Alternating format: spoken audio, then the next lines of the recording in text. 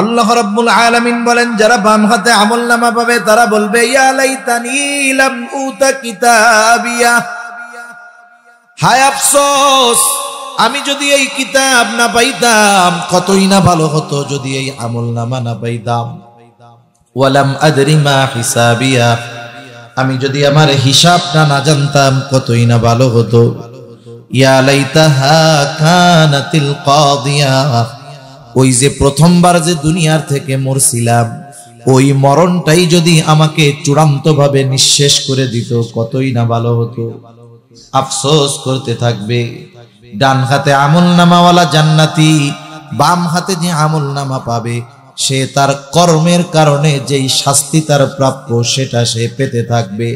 এ কথাই আল্লাহ তাআলা কুরআনুল কারীমের মধ্যে জানায় দিয়ে বলেন, কুল্লু নাফসিন বিমা কাসাবাত রাহিনা ইল্লা আসহাবাল ইয়ামিন।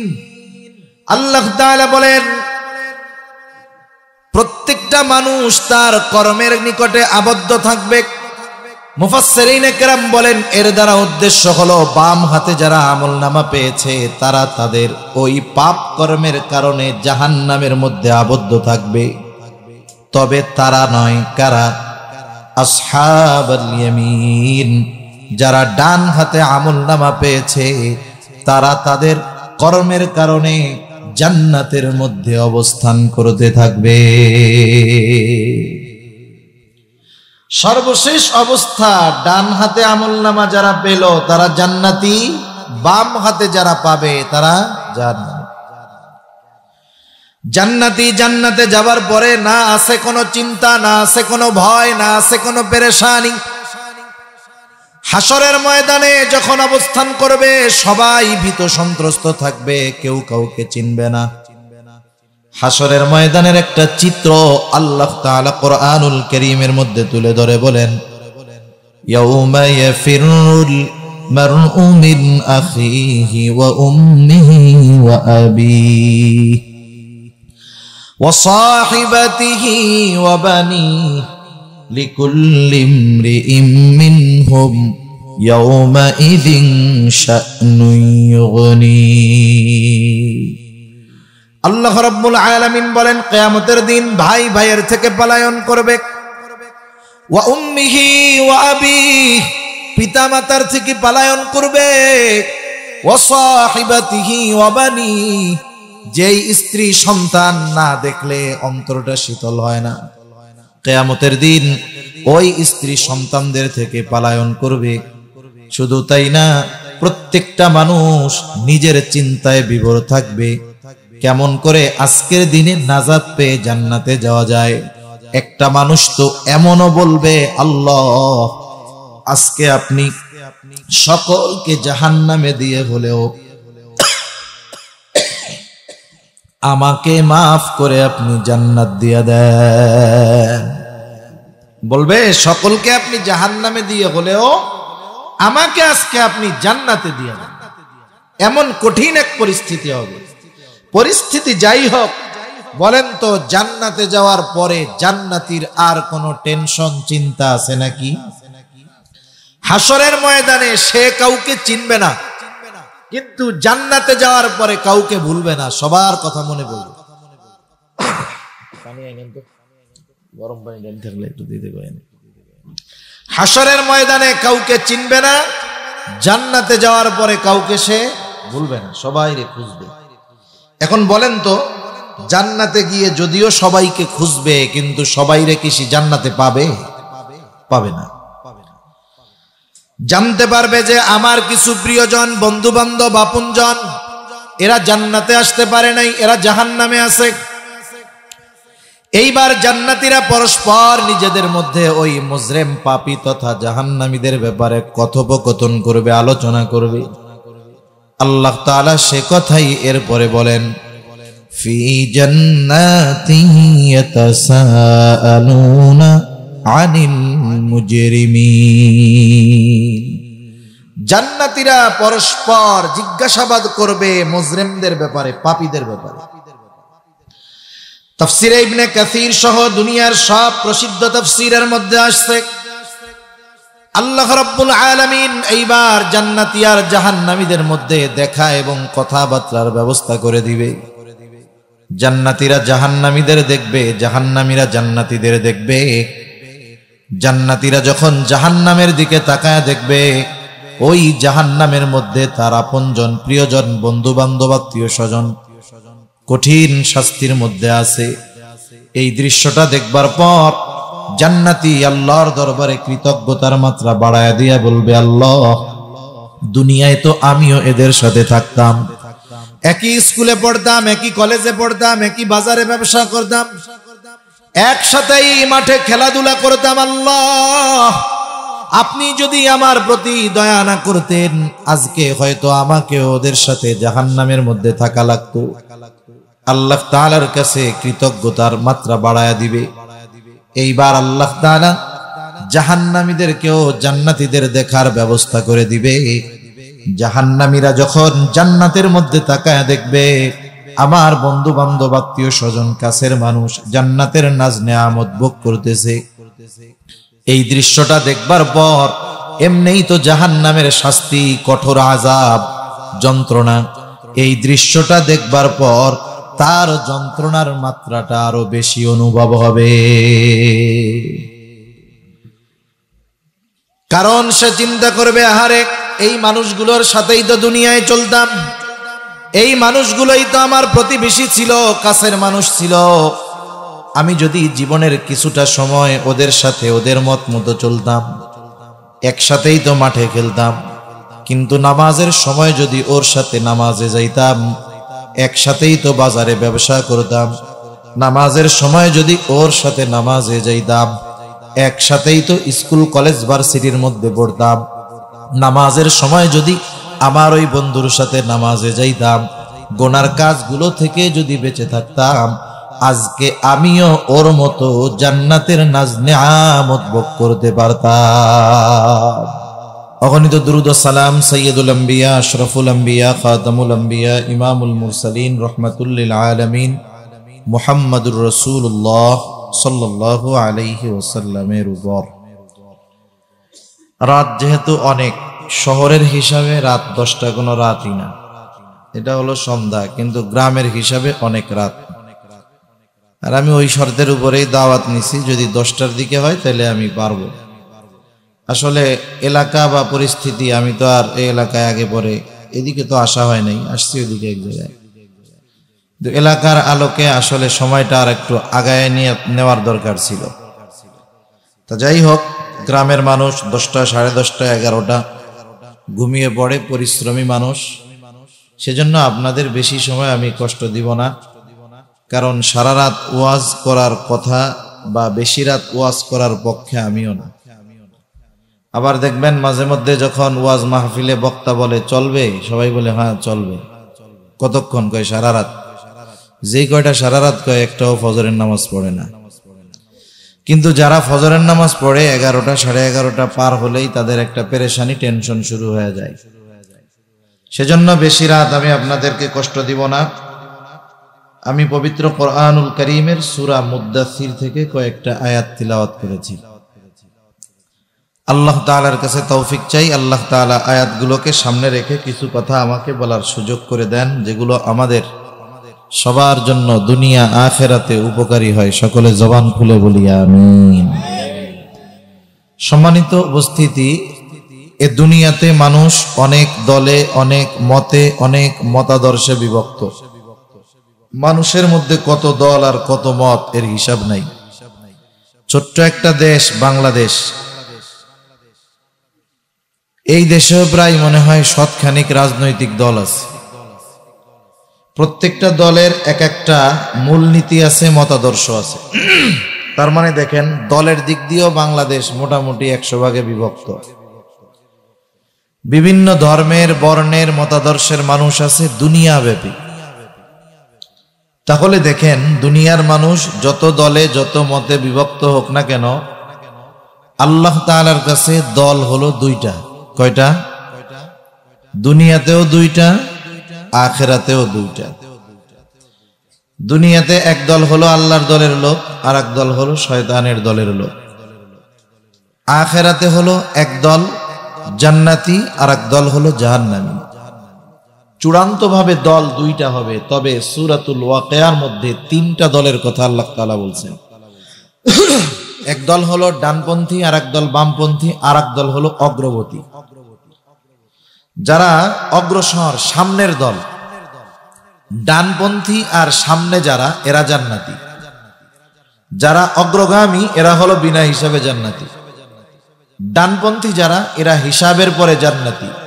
আল্লাহ তাআলা চাইলে হিসাবের পরে পাপ থাকলে শাস্তি দিয়ে জান্নাতে দিবেন, আল্লাহ তাআলা চাইলে মাফ করে শাস্তি না দিয়েও জান্নাতে দিতে পারবেন। কিন্তু সামনে যারা, তারা হলো বিনা হিসাবে জান্নাতি। তাহলে এই দুই দল চূড়ান্ত ঠিকানা জান্নাত, আর যারা বামপন্থী এদের ঠিকানা হলো জাহান্নাম। সেই হিসাবে পরকালে মূলত দল হলো কয়টা? দুইটা। আমাদেরকেও এই দুই দলের থেকে এক দলের অন্তর্ভুক্তই হতে হবে। আল্লাহ সুবহানাহু ওয়া তাআলা পবিত্র কোরআনুল কারীমের মধ্যে জানায়া দিয়েছেন এই দুই দল কার ঠিকানা কোথায়, কার অবস্থা কি, এটা দুনিয়াতেও মোটামুটি বোঝা যায়। আবার ওই দিন চূড়ান্তভাবে যে যেই জায়গার অবস্থানকারী হবে সেই জায়গায় দেওয়ার আগে তাদেরকে তাদের দুনিয়ার আমলনামা, দুনিয়ার কর্ম এবং কর্মফল সব আল্লাহ তাআলা জানায় দিবে। এজন্য যারা দুনিয়াতে আল্লাহর দলের, এরা আশা করা যায় জান্নাতি। যারা দুনিয়াতে শয়তানের দলের, এ কথা বলা যায় তারা জাহান্নামী। এখন আমরা কার দলের লোক হব? একটু জবান খুলে বলি তো, আরো জোরে বলেন, কার দলের? আল্লাহর দলের। আল্লাহর দলের লোক যদি আমরা হই, তাহলে দুনিয়ায় ভালো কাজ করতে হবে, গুনার থেকে বাঁচতে হবে, নেক কাজ করতে হবে। কারণ আমার আপনার দুনিয়ার সব কর্মগুলো ফেরেশতাদের মাধ্যমে আল্লাহ তাআলা লিপিবদ্ধ করায় সংরক্ষণের ব্যবস্থা করেছেন। স্বয়ং নিজেও তো আমাদের কর্মের ব্যাপারে আল্লাহ তাআলা সাক্ষী। আর আমাদেরকে মরতে হবে, আল্লাহ তাআলার সামনে দাঁড়াতে হবে, দুনিয়ার কর্মের হিসাব দিতে হবে। এ বিশ্বাস আমরা সবাই করি তো? মৃত্যুর মাধ্যমে শুরু হবে সেই অনন্তকালের সফর। আল্লাহ তাআলা কেন মৃত্যু দিবেন? মৃত্যু হলো আখিরাতের প্রথম ঘাঁটি, স্টেশন। আপনাকে আমাকে যদি মূল গন্তব্যে দুনিয়ায় ঢাকা যাবেন, ঢাকা যদি যাইতে হয় আগে তো স্টেশনে যাওয়া লাগবে। আখিরাতের সফরের প্রথম ঘাঁটি হলো কবর। আল্লাহ তাআলা ওই ঘাঁটির মাধ্যমে এক সময় আমাদেরকে হাসরের ময়দান পর্যন্ত নিয়ে যাবেন। ওই দিন আমাদেরকে পুনরুত্থিত করবেন এবং দুনিয়ার কর্মের পূর্ণ প্রতিদান দিবেন। আল্লাহ তাআলা সে কথাই বলেন। আল্লাহ তাআলা বলেন, ওয়া ইন্নামা তুওয়াফাউনা উজুরাকুম ইয়াওমাল কিয়ামাহ ফামান যুহজিহা আনিন নার ওয়া উদখিলাল জান্নাতা ফাকাদ ফাজ।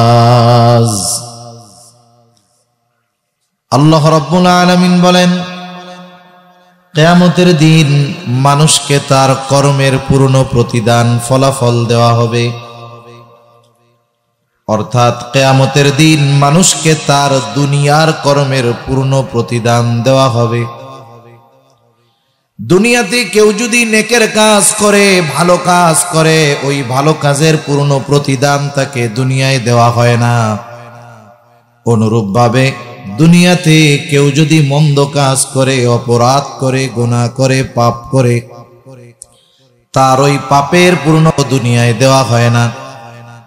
তাহলে দুনিয়ায় একটা মানুষ ভালো কাজ করুক আর পাপের কাজ করুক, তার ওই পূর্ণ প্রতিদান তথা তার দুনিয়ার কর্মের পূর্ণ প্রতিদান আল্লাহ তাআলা কিয়ামতের দিন দিবে। এজন্য দুনিয়াতে অনেক সময় আমরা দেখি একজন বড় পাপী মানুষ, সে দুনিয়ায় খুব ভালো আছে, টাকা পয়সা আছে, ধন দৌলত আছে, এর দ্বারা এটা মনে করার সুযোগ নাই যে আল্লাহ তাআলা তাকে তার পাপের শাস্তি দিবেন না। আবার দুনিয়াতে একজন নেককার মানুষ অভাবে আছে, কষ্টে আছে, এটাও মনে করার সুযোগ নাই যে আল্লাহ তাআলা মনে হয় তাকে তার ভালো কাজের প্রতিদান দিল না। বরং আল্লাহ রাব্বুল আলামিন উভয়ের পূর্ণ প্রতিদান দিবেন কিয়ামতের দিন। আল্লাহ তাআলা বলেন, ওই দিন যাকে আগুন থেকে বাঁচানো হবে তথা জাহান্নাম থেকে বাঁচানো হবে, ফাকাদ ফাজ, সে সফল হয়ে যাবে। জাহান্নাম থেকে বাঁচায়া জান্নাতে যাকে প্রবেশ করানো হবে, আল্লাহ তাআলা বলেন ফাকাদ ফাজ, ওই লোকটাই আসলে সফল হয়ে যাবে। তাহলে সফলতা বিফলতা এটা নাজাতের উপরে নির্ভর করতেছে। তবে আল্লাহ রাব্বুল আলামিন সকলকে পূর্ণ প্রতিদান দিবেন, সাথে সাথে সকলের পূর্ণ কর্মের খবরও আল্লাহ তাআলা জানায়া দিবেন। কিয়ামতের দিন কয়েকটা সময় মানুষ সবচাইতে বেশি ভীত এবং চিন্তিত থাকবে। এর মধ্যে একটা সময় হলো যখন মানুষকে তার আমলনামা দেওয়ার সংবাদ জানানো হবে। গোটা হাসরবাসী নিস্তব্ধ, পিনপতন নীরবতা। সবাই চিন্তা করবে আজকে আমলনামা কোন হাতে আসে, কারণ ডান হাতে যদি আমলনামা আসে সে তো সফল, বাম হাতে যদি আমলনামা আসে তাহলে সে তো ব্যর্থ। চিন্তায় থাকবে সবাই। আল্লাহ রাব্বুল আলামিন কিয়ামতের দিন আমলনামাগুলো ছেড়ে দিবেন। দুনিয়ায় যে যেমন কর্ম করেছে সব ফাইল আকারে আল্লাহ তাআলা সংরক্ষণের ব্যবস্থা করে রাখছেন। আমলনামাগুলো ছেড়ে দেওয়া হবে, যার আমলনামা তার কাছেই পৌঁছায়া যাবে। একদল আমলনামা পাবে ডান হাতে, আর একদল পাবে বাম হাতে। বাম হাতে যারা, ডান হাতে যারা আমলনামা পাবে তারা চূড়ান্ত পর্যায়ের আনন্দিত হবে, কারণ তারা সুনিশ্চিত যে আমাদেরকে অনন্তকাল জাহান্নামে থাকা লাগবে না। ডান হাতে আমলনামা পাওয়ার দ্বারা এই বিষয়টাই নিশ্চিত হবে যে অনন্তকাল জাহান্নামে থাকা লাগবে না। আল্লাহ চাইলে মাফ করে সরাসরি জান্নাতেও দিয়ে দিতে পারে, যদি শাস্তি দেনও তবে অনন্তকাল জাহান্নামে থাকা লাগবে না। তারা ডান হাতে আমলনামা পায়া কেমন খুশি হবে। সমাজের মধ্যে দেখবেন যখন কোন ছাত্র পরীক্ষা দেয়, কারো ব্যাপারে আশা করা হয় গোল্ডেন এ প্লাস, সেও আশা করে আমি গোল্ডেন এ প্লাস পাবো, সে এর নিচে আশা করে না। কিন্তু কিছু কিছু ছাত্র আছে গোল্ডেন এ প্লাস বহুদূর, ও চিন্তা করে পাশ করলেই হয়। একজন চিন্তা করে গোল্ডেন এ প্লাস পাওয়ার আশা, আর একজন চিন্তা করে ফেল না হইলেই হয়েছে। সবাই চিন্তিত যে ও তো ফেল যাবে, আর সবাই আশা করে ও গোল্ডেন এ প্লাস পাবে। এখন যারে নিয়ে সবাই আশা করছে গোল্ডেন এ প্লাস পাবে, বলেন তো ও যদি এ গ্রেডও পায় ওর খারাপ লাগে কি লাগে না? আবার দেখেন যারে নিয়ে চিন্তায় ছিল ও ফেল যাবে, ও যদি কোনো মতে 33 পায়া পাস হয়, বলেন তো খুশি হয় কি হয় না? যেই ছেলেটা গোল্ডেন এ প্লাস পাওয়ার আশা রাখে, ও যদি গোল্ডেন এ প্লাস পাইতো, গোল্ডেন এ প্লাস পায়া ও যে খুশি হইতো, ওই ফেল করার সম্ভাবনাময় ছাত্রটা যদি 33 পায়, ও পাস কইরা গোল্ডেন এ প্লাস যে পায় তার চাইতে আরো বেশি খুশি হয়ে যায়। ও চিন্তা করে কোনো মতে তো পার হইছি। এখন ডান হাতে আমলনামা পায়া সবার ওই নিচুর চিন্তা যে কমপক্ষে জাহান্নামে তো অনন্তকাল থাকতে হবে, আল্লাহ যদি মাফ কইরা জান্নাতে বিনা হিসাবে দিয়ে দেয় তো পেয়ে গেলাম।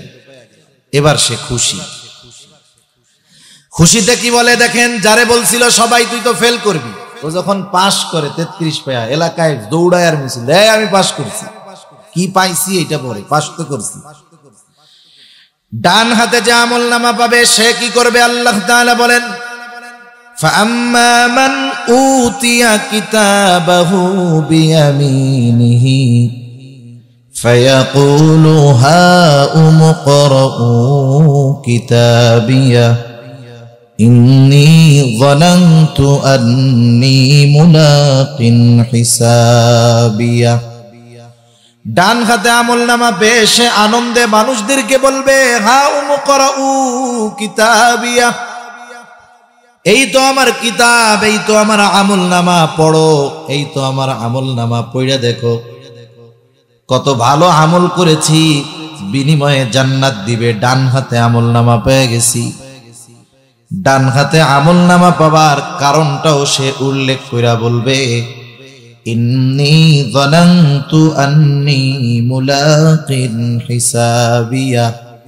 আমি ডান হাতে আমলনামা পাবার কারণ হলো যে আমি দুনিয়াতে এই ব্যাপারে দৃঢ় বিশ্বাস রাখতাম, ধারণা রাখতাম যে আমাকে আমার দুনিয়ার কর্মের হিসাবের মুখোমুখি হওয়া লাগবে। আমি দুনিয়ায় এটা দৃঢ়ভাবে বিশ্বাস করতাম যে আমি দুনিয়ায় যে কর্ম করতেছি ওই কর্মের হিসাব দুনিয়ার কারো কাছে দেওয়া লাগুক আর না লাগুক, কার কাছে দেওয়া লাগবে? আল্লাহ তাআলার কাছে দেওয়া লাগবে।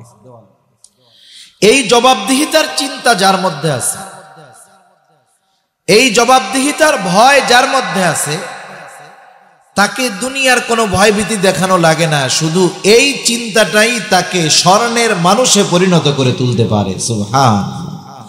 এই চিন্তাই তাকে গুনাহমুক্ত জীবন অতিবাহিত করার জন্য সাহায্য করতে পারে। এছাড়া দুনিয়ার আইন, শাস্তির ভয়, এগুলো মানুষকে সাময়িকভাবে অপরাধ থেকে বিরত রাখলেও পরিপূর্ণভাবে পাপাচার থেকে মানুষকে বাঁচাতে পারে না। আরেক দল আমলনামা পাবে বাম হাতে, তাদের অবস্থা কি হবে? আল্লাহ তাআলা জানায় দেন, বাম হাতে যাকে আমলনামা দেওয়া হবে সামনাসামনি দেওয়া হবে না।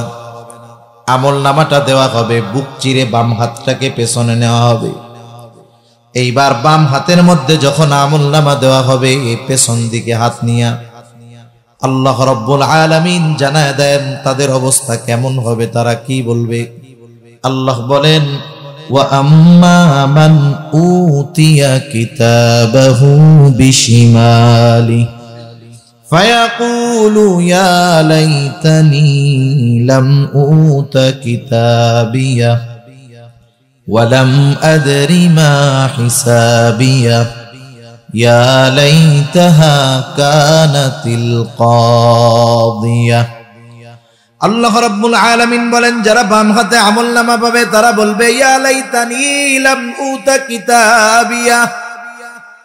হায় আফসোস, আমি যদি এই কিতাব না পাইতাম, কতই না ভালো হতো যদি এই আমলনামা না পাইতাম। ওয়া লাম আদরি মা হিসাবিয়া, আমি যদি আমার হিসাবটা না জানতাম কতই না ভালো হতো। ইয়া লাইতাহা কানাতিল কাদিয়া, ওই যে প্রথমবার যে দুনিয়ার থেকে মরছিলাম, ওই মরণটাই যদি আমাকে চূড়ান্তভাবে নিঃশেষ করে দিত কতই না ভালো হতো। আফসোস করতে থাকবে। ডান হাতে আমলনামাওয়ালা জান্নাতি, বাম হাতে যে আমলনামা পাবে সে তার কর্মের কারণে যেই শাস্তি তার প্রাপ্য সেটা সে পেতে থাকবে। এ কথাই আল্লাহ তাআলা কুরআনুল কারীমের মধ্যে জানায় দিয়ে বলেন, কুল্লু নাফসিন বিমা কাসাবাত রাহিনা ইল্লা আসহাবাল ইয়ামিন। আল্লাহ তাআলা বলেন, প্রত্যেকটা মানুষ তার কর্মের নিকটে আবদ্ধ থাকবে। মুফাসসিরিনে কেরাম বলেন, এর দ্বারা উদ্দেশ্য হলো বাম হাতে যারা আমলনামা পেয়েছে তারা তাদের ওই পাপ কর্মের কারণে জাহান্নামের মধ্যে আবদ্ধ থাকবে। তবে তারা নয়, কারা? আসহাবুল ইয়ামিন, যারা ডান হাতে আমলনামা পেয়েছে তারা তাদের কর্মের কারণে জান্নাতের মধ্যে অবস্থান করতে থাকবে। সর্বশেষ অবস্থা, ডান হাতে আমলনামা যারা পেল তারা জান্নাতি, বাম হাতে যারা পাবে তারা জান্নাতি। জান্নাতে যাবার পরে না আছে কোনো চিন্তা, না আছে কোনো ভয়, না আছে কোনো পেরেশানি। হাসরের ময়দানে যখন অবস্থান করবে সবাই ভীত সন্ত্রস্ত থাকবে, কেউ কাউকে চিনবে না। হাসরের ময়দানের একটা চিত্র আল্লাহ তাআলা কুরআনুল কারীমের মধ্যে তুলে ধরে বলেন, ইয়াউমা ইয়াফিরুল মারউ মিন আখিহি ওয়া উম্মিহি ওয়া আবিহি ওয়া সাহিবাতিহি ওয়া বানিহি লিকুল্লি ইমরিইম মিনহুম ইয়াউমাইযিন শা'নুন ইউগনি। আল্লাহ রাব্বুল আলামিন বলেন কিয়ামতের দিন ভাই ভাইয়ের থেকে পলায়ন করবে, ওয়া উম্মিহি ওয়া আবিহি, পিতা মাতার থেকে পলায়ন করবে, ওয়া সাহিবাতিহি ওয়া বানি, যেই স্ত্রী সন্তান না দেখলে অন্তরটা শীতল হয় না, কিয়ামতের দিন ওই স্ত্রী সন্তানদের থেকে পলায়ন করবে। শুধু তাই না, প্রত্যেকটা মানুষ নিজের চিন্তায় বিভোর থাকবে, কেমন করে আজকের দিনে নাজাত পেয়ে জান্নাতে যাওয়া যায়। একটা মানুষ তো এমনও বলবে, আল্লাহ আজকে আপনি সকলকে জাহান্নামে দিয়ে হলেও আমাকে মাফ করে আপনি জান্নাত দিয়ে দেন। বলবে সকলকে আপনি জাহান্নামে দিয়ে হলেও আমাকে আজকে আপনি জান্নাতে দিয়ে দেন। এমন কঠিন এক পরিস্থিতি হবে। পরিস্থিতি যাই হোক, বলেন তো জান্নাতে যাওয়ার পরে জান্নাতীর আর কোনো টেনশন চিন্তা আছে নাকি? হাসরের ময়দানে সে কাউকে চিনবে না, কিন্তু জান্নাতে যাওয়ার পরে কাউকে ভুলবে না, সবার কথা মনে পড়বে। গরম পানি থাকলে একটু দিতে পারেন। হাসরের ময়দানে কাউকে চিনবে না, জান্নাতে যাওয়ার পরে কাউকে সে ভুলবে না, সবাই রে খুঁজবে। এখন বলেন তো, জান্নাতে গিয়ে যদিও সবাইকে খুঁজবে, কিন্তু সবাই রে কি সে জান্নাতে পাবে? পাবে না। জানতে পারবে যে আমার কিছু প্রিয়জন, বন্ধু বান্ধব, আপনজন এরা জান্নাতে আসতে পারে নাই, এরা জাহান্নামে আছে। এইবার জান্নাতীরা পরস্পর নিজেদের মধ্যে ওই মুজরিম পাপী তথা জাহান্নামীদের ব্যাপারে কথোপকথন করবে, আলোচনা করবে। আল্লাহ তাআলা সে কথাই এরপরে বলেন, ফি জান্নাতিন ইয়াতাসাআলুনা আনিল মুজরিমিন। জান্নাতীরা পরস্পর জিজ্ঞাসাবাদ করবে মুজরিমদের ব্যাপারে, পাপীদের ব্যাপারে। তাফসীরে ইবনে কাসীর সহ দুনিয়ার সব প্রসিদ্ধ তাফসীরের মধ্যে আসছে, আল্লাহ রাব্বুল আলামিন এইবার জান্নাতী আর জাহান্নামীদের মধ্যে দেখা এবং কথাবার্তার ব্যবস্থা করে দিবে। জান্নাতীরা জাহান্নামীদের দেখবে, জাহান্নামীরা জান্নাতীদের দেখবে। জান্নাতীরা যখন জাহান্নামের দিকে তাকায় দেখবে, ওই জাহান্নামের মধ্যে তার আপনজন, প্রিয়জন, বন্ধু বান্ধব, আত্মীয় স্বজন কঠিন শাস্তির মধ্যে আছে। এই দৃশ্যটা দেখবার পর জান্নাতি আল্লাহর দরবারে কৃতজ্ঞতার মাত্রা বাড়ায়া দিয়া বলবে, আল্লাহ দুনিয়ায় তো আমিও এদের সাথে থাকতাম, একই স্কুলে পড়তাম, একই কলেজে পড়তাম, একই বাজারে ব্যবসা করতাম, একসাথেই মাঠে খেলাধুলা করতাম। আল্লাহ আপনি যদি আমার প্রতি দয়া না করতেন, আজকে হয়তো আমাকে ওদের সাথে জাহান্নামের মধ্যে থাকা লাগতো। আল্লাহ তাআলার কাছে কৃতজ্ঞতার মাত্রা বাড়ায়া দিবে।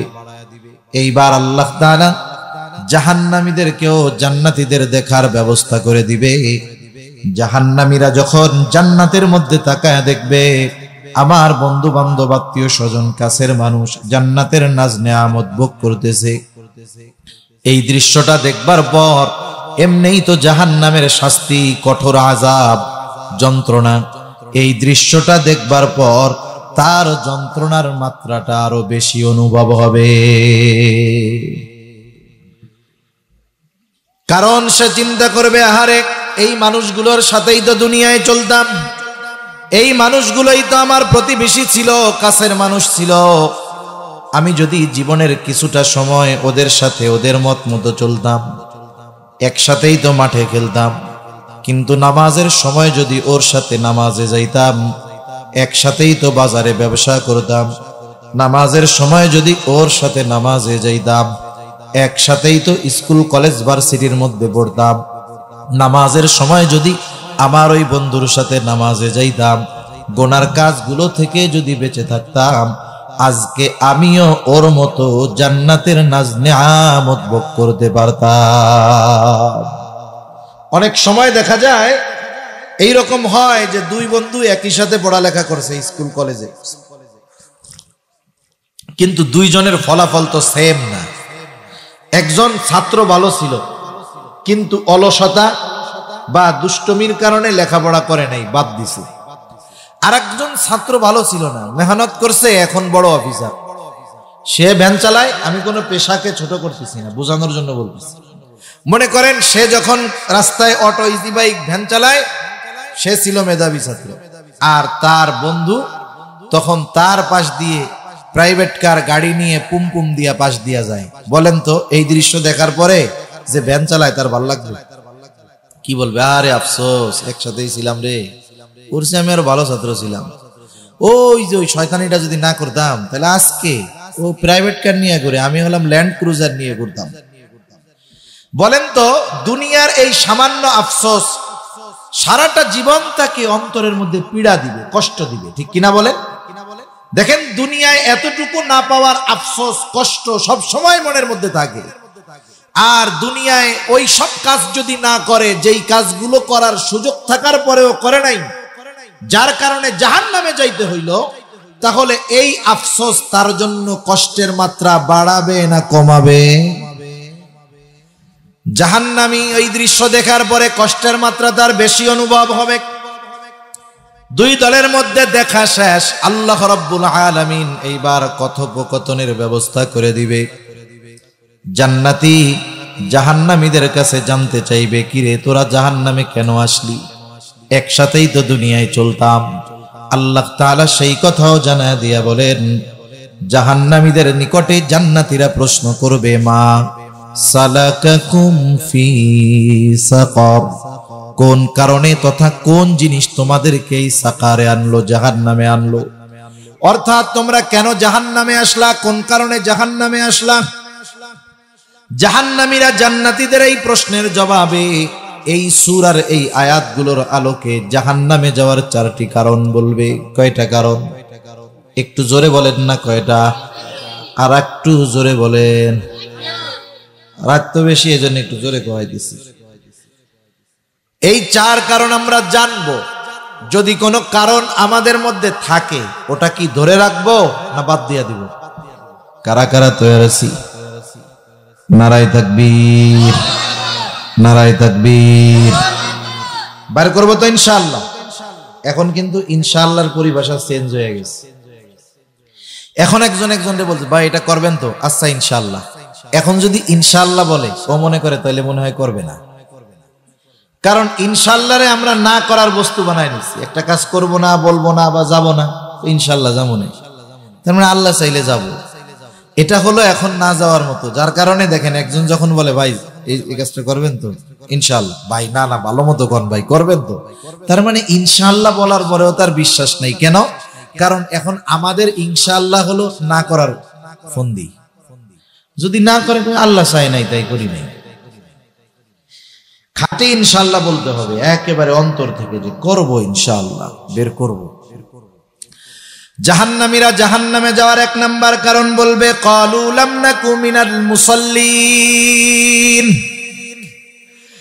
এক নাম্বার কারণ বলবে, আমরা মুসল্লি ছিলাম না, মুসল্লি ছিলাম না। মুসল্লি কাকে বলে? সপ্তাহে একদিন মসজিদে হাজিরা দিলে সে মুসল্লি না। শহরের মধ্যে দেখা যায় বেশি 10 তলা মসজিদ, 7 তলা 8 তলা মসজিদ, প্রতি ফ্লোরে 20টা কইরা কাতার, এক এক কাতারে 100 জন কইরা মানুষ ধরে। তার মানে মসজিদের মধ্যেই 1000 মানুষের উপরের চাইতে ধরে। অথচ জুমার দিন 10 তলা মসজিদ ফিলাপ হইয়া আরো রাস্তায় যে মানুষ দাঁড়ায়, ওই রকম 2 মসজিদের লোক। যেই মহল্লায়, যেই এলাকায় জুমার দিন এত মুসল্লির নামাজির ঢেউ, ওই মসজিদেই ওই জুমার দিন পরে রক্ত আসরের নামাজে নিচের কাতার গুলাও ভরে না, নিচের 10 কাতারের 5 কাতারও ভরে না। তার মানে বোঝা গেল, যারা নামাজ পড়ে এরা হলো কেউ সাপ্তাহিক মুসল্লি, আবার কেউ আছে বাৎসরিক মুসল্লি, আবার কেউ আছে সারা জীবনে একবারও নামাজ পড়বে না, একটা নামাজে অংশগ্রহণ করে, তা হলো ওইটা ওর নিজের জানাজার নামাজ। ওইটা তো আর না যাইয়া উপায় নাই। আমার মনে হয় ও যদি কথা কইতে পারতো, ও কইতো যে আমার আর দরকার নাই, সরাসরি কবরে দিয়ে জানাজা মানাজা লাগবে না। এইরকম আল্লাহর বান্দা সমাজে আছে। সেজন্য সাপ্তাহিক নামাজি যারা, এরা মুসল্লি না। মুসল্লি হলো যে সে নামাজ বাদ দেয় না, 5 ওয়াক্ত নামাজ যথাযথভাবে আদায় করে। মুসল্লি হলো সে দুনিয়ার যেখানেই থাকুক না কেন, যত ব্যস্ততা তার থাকুক না কেন, সে নামাজ বাদ দেয় না। মুসল্লি হলো এমন মানুষ যার অন্তরের মধ্যে সব সময় মসজিদের চিন্তা থাকে। খাঁটি মুসল্লির অন্যতম একটি গুণ হলো তার অন্তর সর্বদা মসজিদের সাথে লাগানো থাকে। নবীজি এক হাদিসের মধ্যে বলেন, 7 শ্রেণীর মানুষ আরশের ছায়ায় স্থান পাবে। সূর্যটা সেই দিন একেবারে নিকটে চলে আসবে।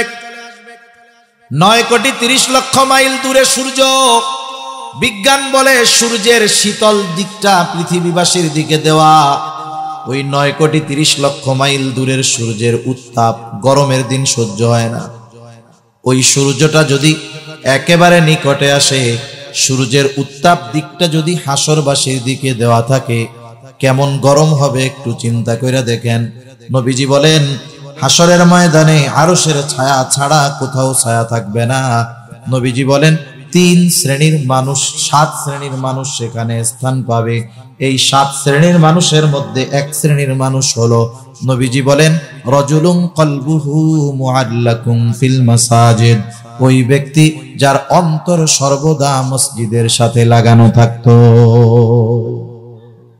আরেক বর্ণনায় আসছে কলবুহু মুআল্লাকুম বিল মাসাজিদ, মানে মসজিদের সাথে যার হৃদয়টা সব সময় থাকে। আপনাদের এলাকায় অনেক ছেলে পেলে প্রবাসে আছে না, বিদেশে আসেনি? আছে। মাঝে মধ্যে ফোন দেয় মায়ের কাছে, বাবার কাছে, বোনের কাছে, বন্ধুর কাছে। ফোন দিয়ে কি বলে, মনে করেন সৌদি আরবে আছে, ফোন দিয়ে বলে, আরে দোস্ত, আমার শরীরটা বইড়া রয়েছে সৌদি আরবে, আর মনটা কিন্তু যোধপুরা গ্রামে বইড়া রয়েছে। আছে সৌদি, মন আছে কোন জায়গায়? গ্রামে, বাড়িতে, ঘরে। প্রকৃত নামাজি যেখানেই থাকুক না কেন তার অন্তর থাকে মসজিদের সাথে। ও তো সৌদি আরব থাকার কারণে মন চাইলেও ডেলি আসতে পারে না, কিন্তু মুসল্লির অন্তর তো মসজিদের সাথে, মসজিদ মুসল্লির অন্তরের সাথে।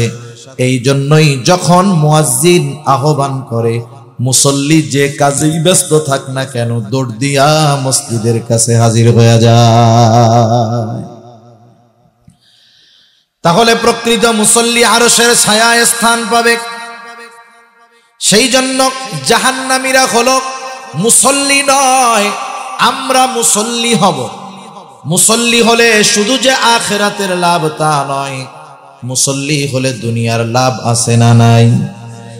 অনেক লাভ আছে, একটা লাভ শুনাই, যার মধ্যে সব লাভ অন্তর্ভুক্ত হয়ে যায়। দেখেন আমাদের দেশে যারা নামাজ পড়ে না, নামাজ না পড়ার কিছু কারণ আছে। নামাজ না পড়ার কারণগুলোর মধ্যে অন্যতম এক কারণ হলো তার কাজকর্ম। কাজকর্মের জন্য নামাজ পড়তে পারে না। দোকানদাররা জিজ্ঞাসা করবেন, বেনামাজি দোকানদার কি বলে? বলে আমার দোকানের ব্যস্ততায় নামাজ পড়ার টাইম পাই না। ভ্যানওয়ালা নামাজ পড়ে না কেন? কয় ভ্যান চালাই এই জান যায়, কিস্তির টাকা শোধাইতে পারি না, নামাজ পড়বো কোন সময়? কৃষক যে সে কৃষি কাজ করে, সে ব্যস্ততার ঠেলায় নামাজ পড়তে পারে না। কয় জমি নিড়াই এই তো মাজার ব্যথা যায় না, নামাজ পড়বো কোন সময়? এক কথায় তুমি ভোকাল কমাও, আওয়াজটা টনটন করো, রিভার্ব দাও, ইকো কমাও, আওয়াজটা টনটন হবে, ঘোরাও কেন? শুরুতে তো ভালো হয়েছিল। তাহলে মানুষ নামাজ না পড়ার কারণ হলো কি? যে তার কর্ম। কি বলেন? কর্ম। হালকা রিভার্ব দাও, রিভার্ব দাও। তার কর্ম, কর্মের কারণে সে নামাজ পড়ার টাইম পায় না। এখন বলেন তো, মানুষ কি কর্ম শখে করে না রিজিকের জন্য করে? একটু জোরে বলেন। নাকি কাজকর্ম ফাউ ফাউ আপনারা কইরা দেন?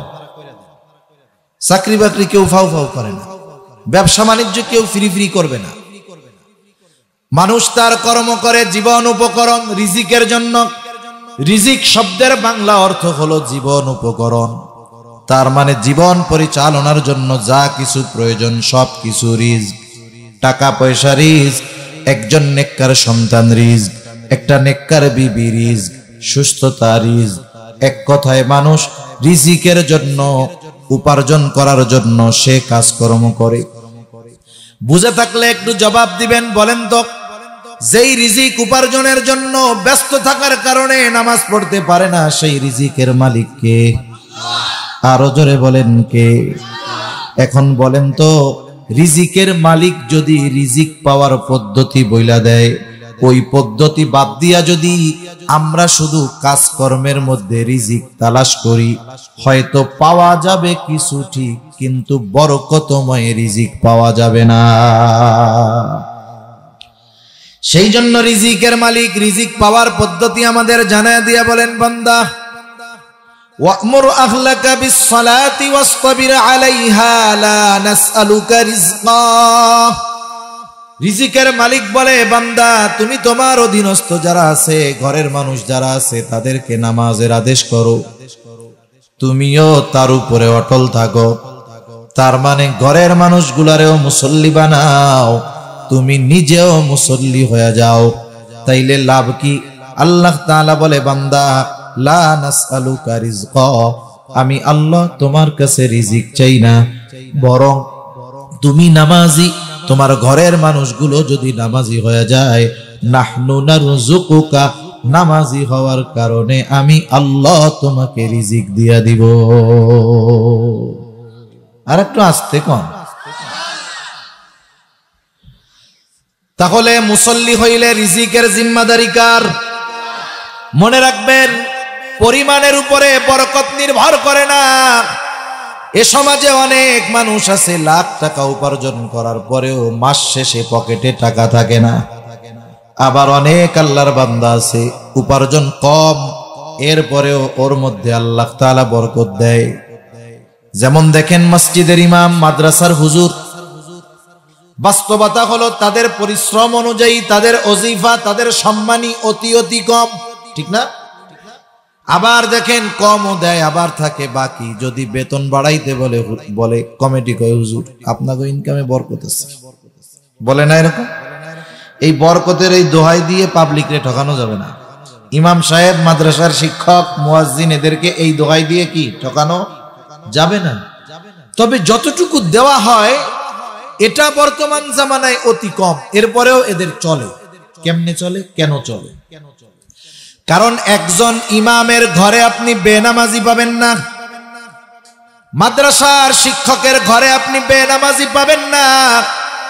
ইমাম নিজেও মুসল্লি, ইমামের ঘরের 3 বছরের ল্যাংটা পোলাটাও মুসল্লি, ঠিক কিনা বলেন?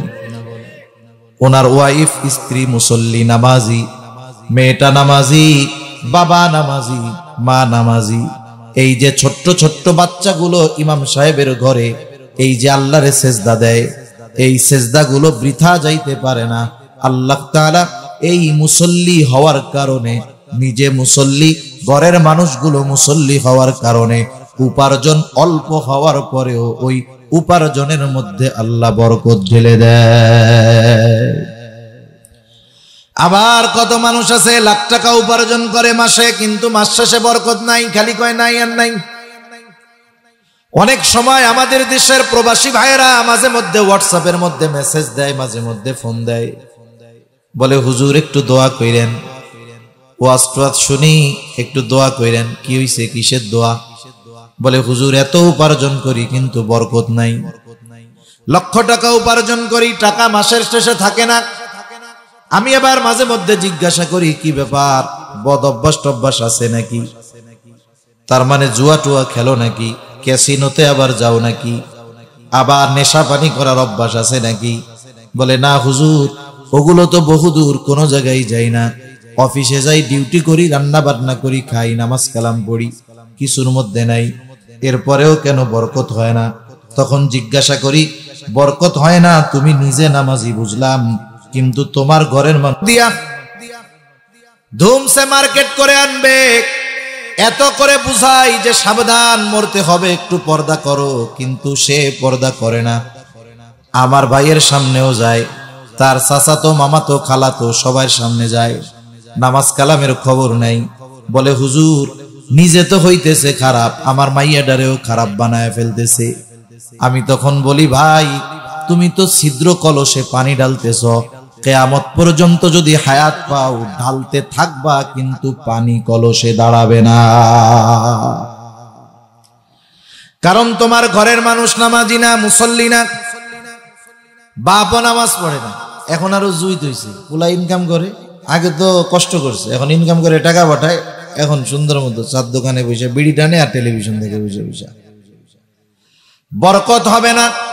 সেই জন্য বলি দুনিয়ার জন্য হলেও মুসল্লি হয়ে যান, কারণ যে কোনো ইবাদত শুরু করার দরকার ধারাবাহিকতা যদি বজায় রাখা যায় ওই ইবাদতের দ্বারা এক সময় দুনিয়া আখিরাতের কল্যাণ অর্জিত হবে।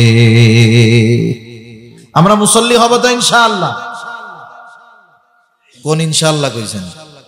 আসলটা তো নাকি? আচ্ছা ঠিক আছে। তাহলে জাহান্নামীরা জাহান্নামে যাওয়ার এক নাম্বার কারণ তারা মুসল্লি নয়। আমরা মুসল্লি হব। মুসল্লি হলে দুনিয়ারও লাভ আখিরাতেরও লাভ। মুসল্লি হলে দুনিয়ার অন্যতম লাভ রিজিক পাওয়া যায়। আর ঘোষণা দিবেন কে রিজিকের মালিক, সেই জন্য মুসল্লি হলে দুনিয়ার লাভ আখিরাতের লাভ। দুই নাম্বার তারা বলবে ওয়ালাম নাকু নুতঈমুল মিসকিন, আমরা মিসকিনদেরকে খানা খাওয়াইতাম না। খানা খাওয়ানো সাধারণভাবে ফজিলতের কাজ। খানা খাওয়ানো সাধারণভাবে ফজিলতের কাজ। কষ্ট হইতেছে না তো আপনাদের? আর একটা জিনিস হইল, ওই অপরিচিত গন্তব্য কাছে হইলেও দূরে মনে হয়। আপনি যে জায়গায় জীবনেও যান নাই, চেনেন না, মোবাইলের ম্যাপ ট্যাপ নাই, যাওয়ার সময় কি মনে হয়? আসার সময় কাছে।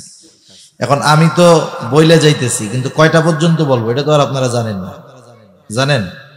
তাহলে এখানে আমাদের গন্তব্য অনির্দিষ্ট। গন্তব্যটা জানায় দিলে আপনাদেরও সুবিধা, আমারও সুবিধা। আপনারা ওই ধরনের মন মানসিকতা থাকবে যে উনি ওই ক্যাটের মধ্যে শেষ করে দিবে। আমার গন্তব্য হলো 11:15। আমি 10:15 পরে শুরু করছি, 10:10 দিকে শুরু করছি, 11:15 ইনশাল্লাহ শেষ হয়ে যাবে। হয়তো আর 14, 15, 16 মিনিটের মতো এরকম আছে মনে হয়। তা দেখেন, খানা খাওয়ানো সাধারণভাবে ফজিলতের কাজ। একটু খেয়াল দিই, নবীজির কাছে একজন আসতে আইসা প্রশ্ন করে আইয়ুল ইসলামি খাইর, ইসলামের মধ্যে সর্বোত্তম কাজ কোনটা? নবীজি ছিলেন উম্মতের রূহানি ডাক্তার। একই প্রশ্ন যদি একাধিক ব্যক্তি করত, নবীজি ওই ব্যক্তির অবস্থার আলোকে প্রশ্নের জবাব দিতেন। এই লোকের এই প্রশ্নের জবাবে নবীজি বললেন তুতঈমুত তাআম ওয়া তাকরাউস সালাম আলা মান আরাফতা ওয়া মান লাম তারিফ। নবীজি বলেন তুমি মানুষকে বেশি বেশি সালাম দাও, তুমি মানুষকে খানা খাওয়াও, আর পরিচিত অপরিচিত সবাইকে বেশি বেশি সালাম দাও। এখানে নবীজি বলছেন মানুষরে খানা খাওয়াও, কিন্তু কোনো স্তর বিন্যাস করেন নাই। নবীজি বলেন নাই ধনীরে খাওয়াবা না গরিবরে খাওয়াও। বরং কেউ যদি আল্লাহ তাআলার সন্তুষ্টির জন্য কোটিপতিকেও যদি কোনো ফকির মিসকিন গরিব কোটিপতিকেও যদি আল্লাহর জন্য খানা খাওয়ায়, বলেন তো ফজিলত আছে না নাই? আত্মীয় স্বজন দাওয়াত দিয়ে যদি খানা খাওয়ানো হয়, ফজিলত আছে না নাই? আপনার ছেলের বিবাহ দিয়েছেন, অলিমা দিয়া আত্মীয় স্বজন দাওয়াত দিয়া খাওয়াইলেন, ফজিলত আছে না নাই? আরো জোরে বলেন আছে না নাই? এখন খানা খাওয়াইয়া দরজা একটা বানাইয়া টেবিল পাইতা বইসা রইছেন, বলেন তো ফজিলত আছে না নাই? আরে এক্ষেত্রেও তো আছে ফজিলত। নগদ ক্যাশ, ক্যাশের ফজিলত আছে না? এটা হলো এক ধরনের সিস্টেমের ব্যবসা, যে ব্যবসায় কোনো লস নাই। হিসাব করে যে কত খরচ করলাম কত আসলো। মানুষকে খানা খাওয়ায়া বিনিময়ের আশা করা এটা মুমিনের কাজ না। সাহাবায়ে কেরাম মানুষকে খানা খাওয়াইছে, কিন্তু প্রতিদান আশা করছে কার? জোরে বলেন না কার?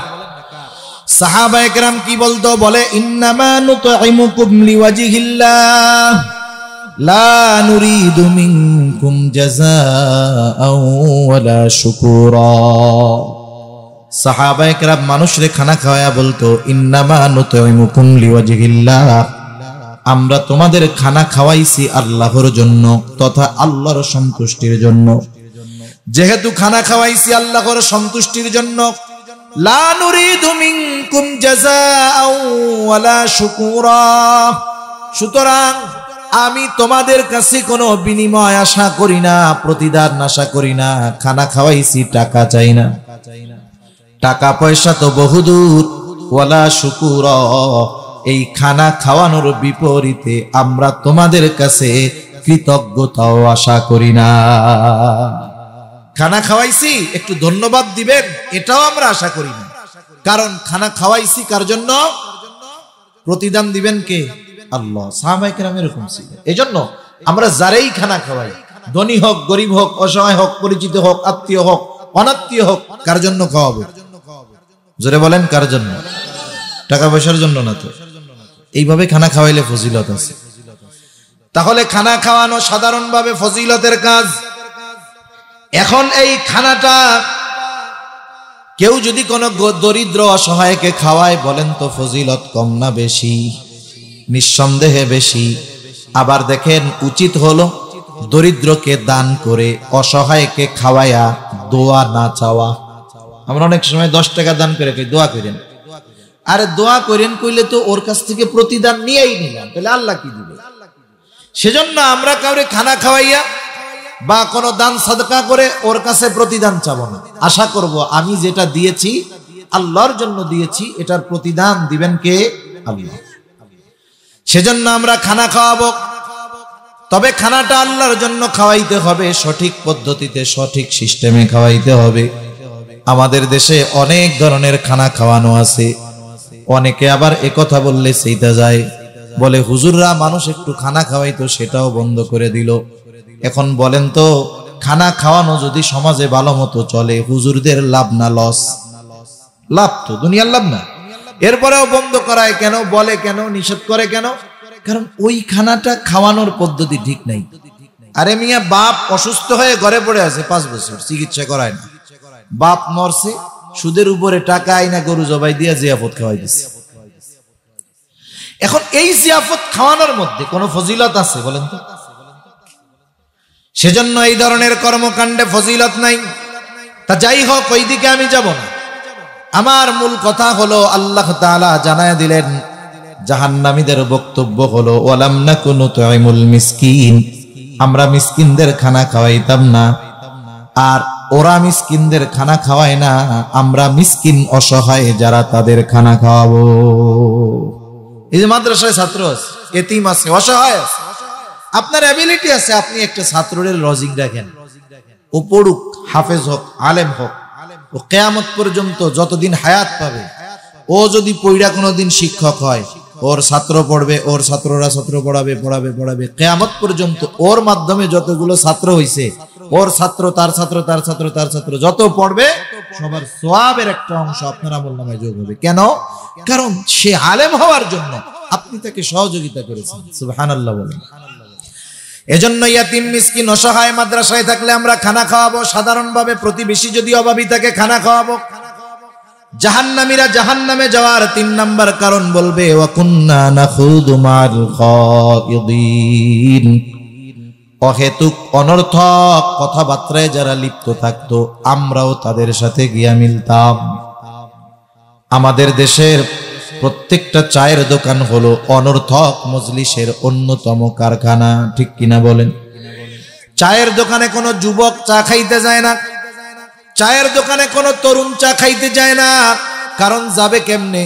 ওই যুবকের বাপ, বুড়া বাপ, দাড়ি পাকা বাপ, সে তো চার দোকানে বৈশা বৈশা চা খায়, বিড়ি টানে, আর সিনেমার মধ্যে নাচ গান দেখে বেড়াইতেছে। এই লজ্জায় যুবক কেমনে দোকানে গিয়ে চা খাবে? আজকে দুনিয়ার অধিকাংশ চায়ের দোকানগুলো সব মুরব্বীদের গল্প গুজব আর গোনা কামানোর জায়গা।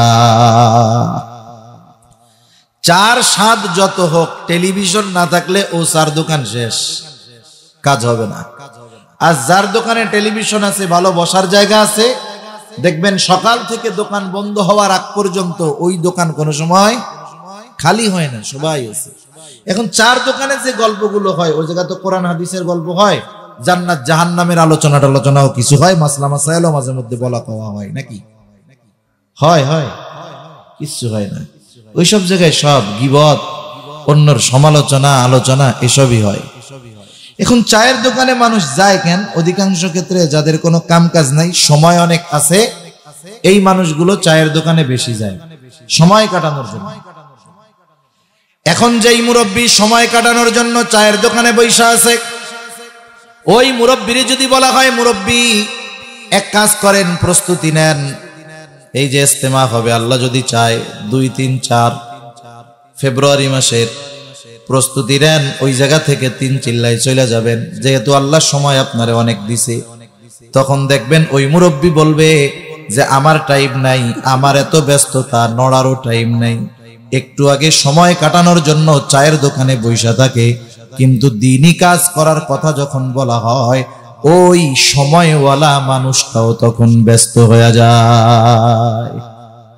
সেই জন্য এই অনর্থক সময়গুলো যেই মজলিসগুলায় ব্যয় করতেছি, এটা আফসোসের কারণ হবে।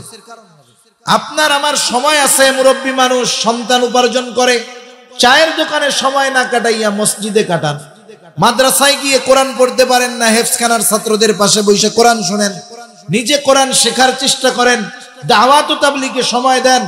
এই অবস্থায় যদি দিন শিখতে শিখতে মৃত্যু চলে আসে, আশা করা যায় তালিবুল ইলমের কাতারে নামটা উঠে যাবে ইনশাআল্লাহ। ঠিক কিনা বলুন? সেজন্য জাহান্নামীরা বলবে আমরা অনর্থক মজলিসের মধ্যে লিপ্ত ছিলাম। লম্বা আর করব না, যেহেতু হুজুর চলে আসছে, লম্বা করা ঠিক হবে না। 4 নাম্বার, ওয়া কুন্না নুকাযযিবু বিয়াউমিদ্দিন, আমরা কিয়ামতের দিবসকে অস্বীকার করতাম। বুজুর্গানে দিন উলামায়ে কেরাম বলেন অবস্থা 2টা হতে পারে। একটা হলো কিয়ামতকে অস্বীকার করে, অস্বীকার যদি করে চিরস্থায়ী জাহান্নামী, কোনো সন্দেহ নাই। আর একটা হলো বিশ্বাস করতো ঠিক, কিন্তু কিয়ামতের ব্যাপারে উদাসীন ছিল, তাকেও লম্বা সময় জাহান্নামে থাকতে হবে। তার মানে কিয়ামতের প্রতি দৃঢ় বিশ্বাসী আমাদের হওয়ার দরকার। কারণ যে যত কিয়ামতের ব্যাপারে যত দৃঢ় বিশ্বাস, দুনিয়ায় তার কাজকর্ম তত সুন্দর। ওই যে ডান হাতে যে আমলনামা পেয়েছে, ডান হাতে আমলনামা পাবার কারণ হিসাবে সে বলছে আমি এই ব্যাপারে দৃঢ় বিশ্বাস রাখতাম যে আমাকে আমার কর্মের হিসাব আল্লাহ তাআলার সামনে দেওয়া লাগবে। এই হিসাব দিতে হবে কিয়ামতের দিন। সে ওই কিয়ামতের উপরে অতি বিশ্বাসী ছিল, দৃঢ় বিশ্বাসী ছিল, যার কারণে তার দুনিয়ার কর্ম সুন্দর, আমলনামা ডান হাতে। জাহান্নামীরা বলবে এভাবে চলছে দুনিয়ার হায়াত। হায়াত নামক মোমবাতি যখন জ্বালায় দেওয়া হয় আস্তে আস্তে শেষ হয়, মোমবাতি শেষ, আলো নিভে যায়। হায়াত নামক মোমবাতি মায়ের পেটে থাকতেই জ্বালায় দেওয়া হয়েছে, এখন শুধু কমতেছে। কোন সময়